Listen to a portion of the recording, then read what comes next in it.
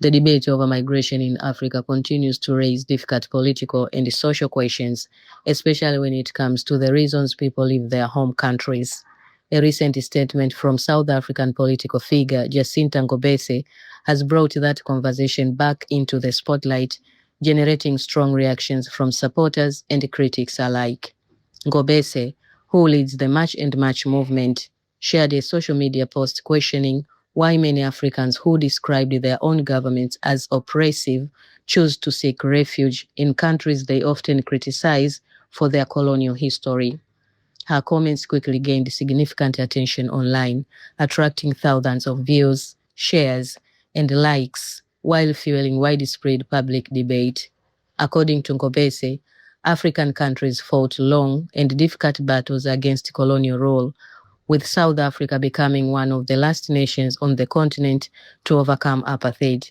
She argued that the same determination shown during those struggles appears to be missing today, as many citizens leave their countries instead of organizing against leaders they believe have failed them. She went further by suggesting that some African nations have replaced the colonial rule with authoritarian leadership. In her view, rather than confronting political oppression at home, many people choose to migrate to countries led by governments they have historically accused of exploiting Africa. She questioned what deeper problem exists across the continent that leads people to seek safety and opportunity abroad instead of trying to reform their own societies. The remarks represent a broader shift from Ngobese's usual focus on immigration issues within South Africa. This time, her comments centered on governance across Africa and the conditions that encourage migration beyond national borders. As expected, public reaction has been deeply divided.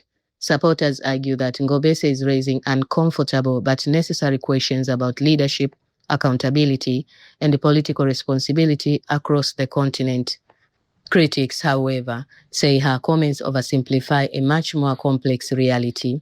They point out that migration is often driven by armed conflict, economic collapse, political instability, and humanitarian crisis rather than a lack of willingness to improve one's country. The discussion also touches on broader issues facing South Africa and the region, including immigration policy, economic pressures, border management, and public confidence in government institutions. These are challenges that continue to influence political debate across Southern Africa.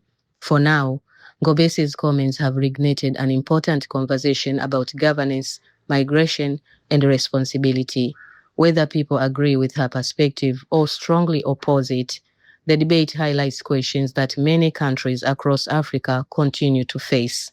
Share your thoughts in the comments. What do you believe is the biggest factor driving migration across the continent, and how should African governments respond?